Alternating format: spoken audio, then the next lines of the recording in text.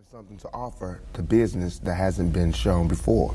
You know, I have a whole energy that represents not just black youth, but white youth, Mexican youth, you know what I'm saying? That change right before you go from being 18 and unresponsible to when you go to being like 21, 22, and the whole world's on your shoulders. I believe strongly that my audience empathize with me because I show that side. I show that emotion raw, uncut, good and bad. And so I think I can bring that more funnel, more directed into screenplays, more albums, producing, managing, you know what I'm saying? If I can figure out just how to control it, I can use it on a lot of different levels. I trip off because it happens out of nothing. It just goes, you know, everybody just be screaming and acting, and I just trip. I get uncomfortable, and it's like similar to a deer being caught in the headlights. I just freeze, you know, and I don't know what to do. I don't know if I should be what they want me to be, or if I should make them hate me so they can stop. You know, like say something mean so they can just stop. But I'm just like caught in the middle of it because you can't. I mean, no one can do that. Police can't do that. They can't stand in front of all those people and control them with a gun and mace and all that. So me with just words, it's like a battle to find the right words to say at the right time. I'm curious, when you think about the idea that you do have that kind of control over so many people, in one sense, the whole idea of being a role model comes up in the imagery.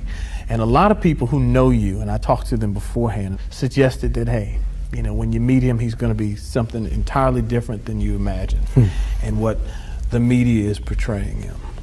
What about that idea that you have been portrayed? And sometimes, I mean, to be honest, you like the portrayal of you just hard, thug. That's right. Don't step on me. That's right. You're in trouble. That's right. Yet there's another side to you, too. What about that idea that you've got to be able to figure out where you're going? To me, it's like it is my sensitive side that likes to blow up the hard side, because if my image or my reputation can stop a confrontation before it happens, I'm fine. You know what I'm saying? I know how it is day to day. It's a constant man ego check going on in this street, in this world. So part of that is just like, you know, that's my resume. But as far as the media, they look at it as something different. They don't care about my resume. They don't care about me not getting in trouble. It's just another story, you know, and it's a real story. They don't have to pay for it, and they're going to milk it for all it's worth. As far as people, they want me, when they first see me, to humble myself. They want me to be like this and da-da-da, just because they're scared of me. But I don't feel like that's my job, to humble myself, to show you that I'm not a threat. I'm not a threat, unless you're a threat to me. You know what I'm saying? So when people say, when you meet Pac, he's different than he is, because when somebody one-on-one, anybody one-on-one, I believe, honestly, that I can talk. I believe that I have the ability to reason, I have logic, I have compassion, I have understanding. If we talk, there's no problems. You know what I'm saying? But that's not what happens. People use what they heard in the media, and that's how they come at me. And then, you know, we got to clash. One of the things that you read in the media is that you're angry, that you personify your generation, that you just got some angry folks out there, and you're one of them. I'll put it to you. Are you angry? Are you angry with what you see society is about? Yeah. I'm extremely angry, confused. You know, a lot of the times that I sat up in court, I couldn't defend myself, you know what I'm saying? And it wasn't like the things they were saying about me were beyond my comprehension, or the things that I could say weren't gonna help my case. But because, it's like being exiled, you know, from society. And that's how I feel. And this whole, the anger comes from, I'm tired of waiting for my past to get into society. All I ever wanted to do was make me and everybody around me feel more comfortable about where we were. You know what I'm saying? About the places that we stayed. This is our home base. Let's build it up. Let's be happy about where we come from. You know what I'm saying? Instead of trying to assimilate and get a pass key to where they at. You know what I'm saying? Not to say that everything needs to be separate, but we gotta find pride in ourselves. You know what I'm saying? And once you get the pride, like damn near 2 seconds after the pride comes anger. From being held like that for so long, and to be made to go through those changes, you get mad. You know what I'm saying? I believe as soon as any black man receives his first 3 checks, he starts getting mad. Because it's not about the necessity of having to have a job and having to pay and having to do that. You don't care no more about the smiles and the, you know, yes, massa, because you done got paid. You know what I'm saying? And now it's like you want to save money. You want to help other people. And you see how far it is how far you have to go to help anybody in your neighborhood. It's set up for me when I get paid for me to exit the ghetto. You know what I'm saying? The only reason I've had these problems is because I haven't left yet. And these problems don't come from a white man, it comes from just society, the problems that we have. Let me put this to you. A lot of people tell me Tupac is, for the most part, a nice guy. This old thug thing, hype. Good for record sales. Helps him identify with the young people who are out there and angry, who would maybe label him a sellout, like they did Hammer, if he didn't have that hard side. What about that? First of all, nobody could call me a sellout. I'm not going for that. I'm not even in that. I'm not looking for approval from the black community because we don't give approval. You know, we don't really do nothing but exist. So it's not like black people could tell me you a sellout or you true blue. You know what I'm saying? It's not that. I'm not even caught up in that. But I can see that, you know what I'm saying, the one thing we do have in common as black people is we share that poverty. So the thug side is more closer to the poverty than me being rich. You know, how can I come to any community center, you know what I'm saying, sporting a Rolex Presidential, all these diamonds, and be like, look, we, you know what I'm saying, gotta. But now, when I say we, they know what I mean. I'm not saying like I live in this neighborhood and nothing, but I'm a thug, and they thugs. They can relate to it. I don't even have to say that, you know what I'm saying? When I come, I don't have to say I'm real. They already know that, you know what I'm saying? From me being me, from not pushing the thugness, but I know from the business that everybody in this business is always whispering in your ear about what you can't say, what you can't do, what you can't wear in this world and in this world. It's two worlds, a white world and a black world. All I did was stand in the middle, you know what I'm saying, and say I'm living in both worlds. I can go to the streets and survive, and I can go out here and do my business out here. I'm play devil's advocate again. All right. Critics say, yeah, but you're being pimped. You're being pimped by the record executives who will allow you to do your thug life because it portrays a certain black. I mean, you've heard it, that if you were just a singer, you wouldn't have the same record contracts you have. Right. But because you portray the thug life, the gangster rap, they've allowed you to make that money. They've allowed you to push and make your platinum. I beg to differ. You know what I'm saying? I'm getting pimped. That's true. But just like how a woman would be, you know what I'm saying? Anybody to be pimped. You know, it's like, it's not that you get pimped, it's how long you get pimped. You know what I'm saying? Because if you really look at this situation, it is not I who's being pimped. When you look at them white kids with Raiders hats on, it's the white folks getting pimped. You know what I'm saying? Because I'm making their future. I'm writing down their curriculum. Right now, what I write in my album today, when it comes out in 2 months, that's what white kids is doing. So who really is getting pimped? What I'm writing in my raps is what them white kids is gonna be saying to their mamas and daddies when they come home. Who is getting pimped? You know what I'm saying? I'm a high school dropout. You know what I'm saying? As far as my teacher told me when I was in high school, I ain't gonna be, you know what I'm saying? I just gotta, it's going down. You know what I'm saying? It's going down.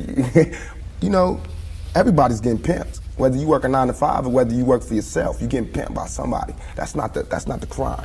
The crime is how long you allow yourself to get pimped. You have to come up. Everything is a come up. Everything is a struggle. You start from the bottom, work it to the top. The press and the media make you think that a black man arming himself is illegal or criminal, or that he wants to arm himself to rob a liquor store or something.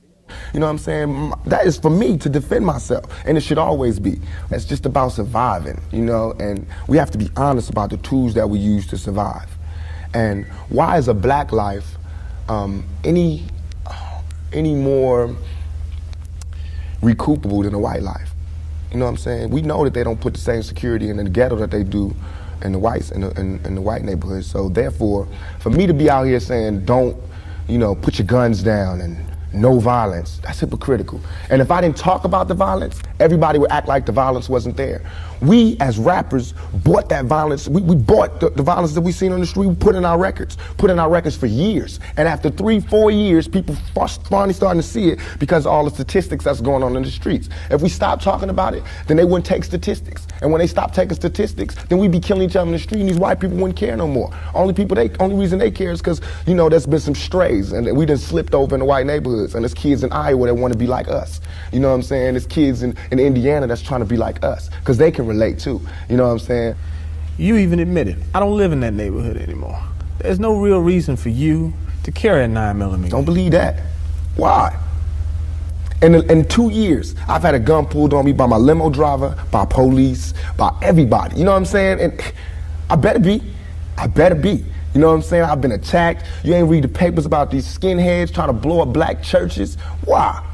They see me as the enemy just like y'all do. You know what I'm saying? They can come to my house and sit outside my house just like anybody else can. A skinhead. And once my life is gone, it's gone. Can't nobody give it back to me. Not the judge, not the president, not the governor, not Calvin Butts, not Jesse Jackson. They can't do nothing but come to my funeral and talk pretty about how black people suffer.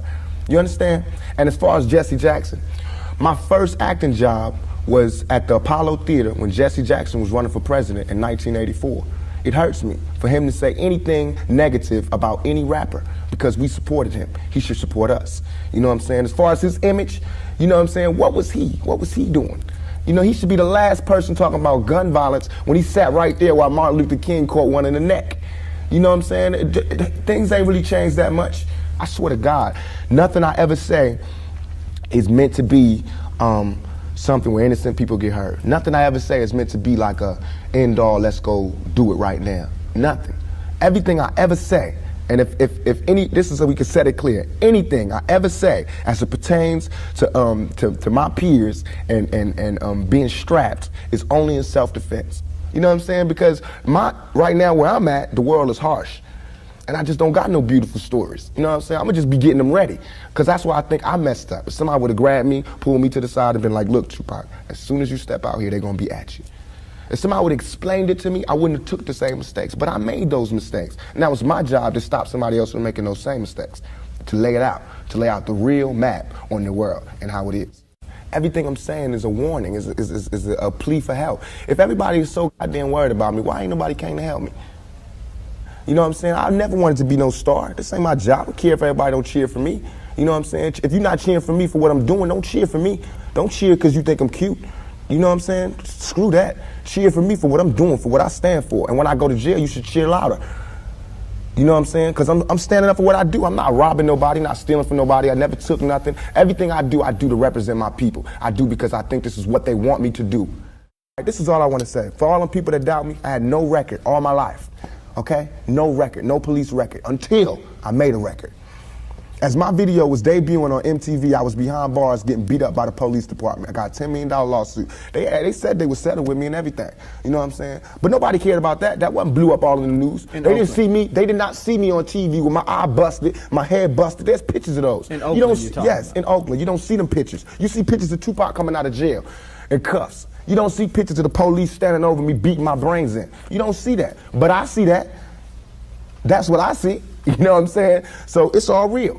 And I feel like just like a woman that's raped, any woman that's raped would never, ever allow herself to be raped again. Am I correct? Any woman that's violated would never allow herself to be violated again. Same thing. You know there are going to be people who sit here and say, how can you say that when you're faced with that charge? That's how I can say it.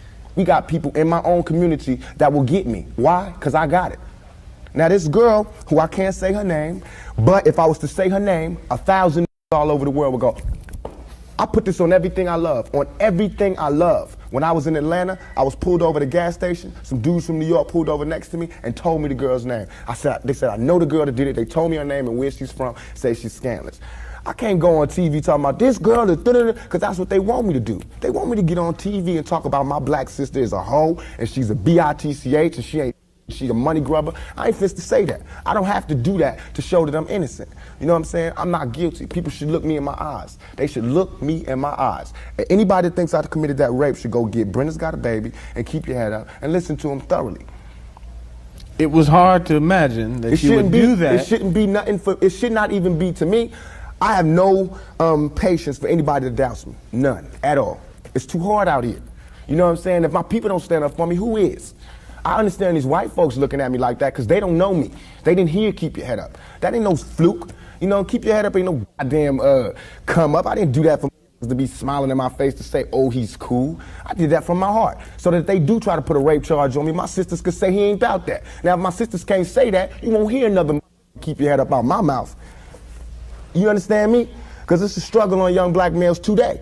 What would a Vietnam vet be like without a sergeant, without any backup, without any other soldiers, nobody but a Vietnam vet in Vietnam? When he came home, how would he be? And that's me.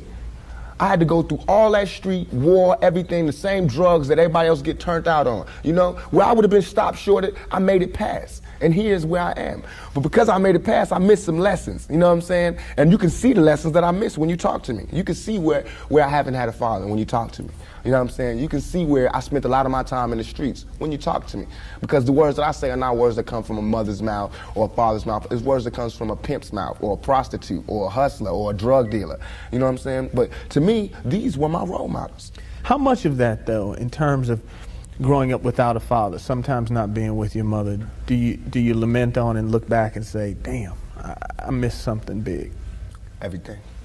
I know for a fact that had I had a father, had I had someone, and I hate saying this because white people love hearing black people talk about this, but had I had a father, had I had some of these opportunities, I'd have been able to help my mother more. She wouldn't have went the road she went. I could have been a better son. You know what I'm saying? She wouldn't have went that road. It was the absence of my father. You know what I'm saying? I'm dealing with him being daddy not being there. My mother's dealing with him being my man not being there. You know, so many problems in our community that affect everything. So by me not having that, I ain't never want to hear nothing about no kind of relationships between a black man and a black woman. I knew they didn't work. Because as far as I knew, my daddy was the coolest dude out there. And my mama was a Panther. So if they didn't work, it don't work. That's how I felt. You know what I'm saying? And going out there, you know what I'm saying, it's like watching my mother just go through changes and everything. It's like my mother's my partner. She a soldier. You know, she a soldier like I'm a soldier. You know, and I watched the peep the game that she went through. If I would have went the same way my mother went had not she did her route and showed me where it went wrong with her. My mother always told me, don't you ever, ever just volunteer yourself to our people, because they'll use you. That's what they do. You know what I'm saying? She also told me to follow my heart and for me to be the leader.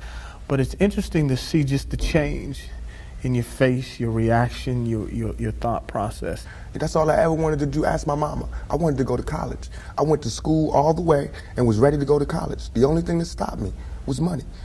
The time all the kids in my school was writing applications to go to college, I didn't have no lights and no electricity. And that ain't my mama's fault. You know what I'm saying? So when I think back to that, I'm not thugging for me. I'm thugging for my family.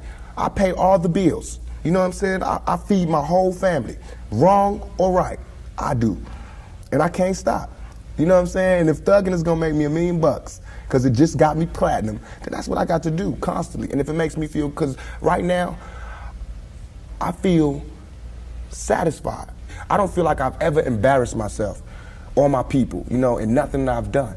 And yet and all, I got the whole world fearing me. You know what I'm saying? At 23.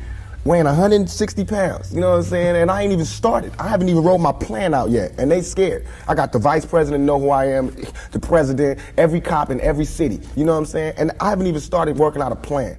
We killing each other because we killing ourselves. When another man, I know, I've been in a position, it's out of our control. It's not like he wants to kill. He just doesn't want to die. You know what I'm saying? It's that situation when we are living in a war zone. It's not as easy as these people are making us think, that they just got some criminal ass black kids with guns. It is not like that. We live in hell. We live in the gutter. We got us stacked up 80 deep in one building. You know, by the time you get out your house, you strapped to protect yourself. Because you living in the same community that the police is carrying rifles and riot gear. Same, they need them riot, excuse my language, I'm so sorry. The same reasons they need the riot hat, the riot jacket, the flak jacket, the double vest, the 9mm Glocks with extra bullets, the tear gas, the mace, all that. Who do you think the police is using that against? Dogs? So we fighting the same villains that they fight in the street. But instead of them seeing us fighting villains in the street, we all villains. Is your generation the one that is picking up for where the Panthers left off, saying, all right, enough is enough? The generation before us forgot about the fight. We're picking it back up. Not only forgot about the fight, forgot about us. Yes, and we're picking it back up. But at this level, all we're trying to do is unite. And right now, as a year, we got 1 million people that's listening. Now we can tell them something. Now we can try to get them that way, and we might lose some. We might gain some, but we would never even have that audience had we not said what was real. You know what I'm saying? And the main thing for us to remember is that the same crime element that white people are scared of, black people are scared of. The same crime element that white people fear, we fear. So we defend ourselves from the same crime element that they scared of. You know what I'm saying? While they waiting for legislation to pass and everything, we next door to the killer. We next door to him, you know, because we up in the projects where it's 80 in the building. All them killers that they letting out, they right there in that building. But it's better, just because we black, we get along with the killers or something? We get along with the rapists because we black and we from the same hood? What is that? We need protection too.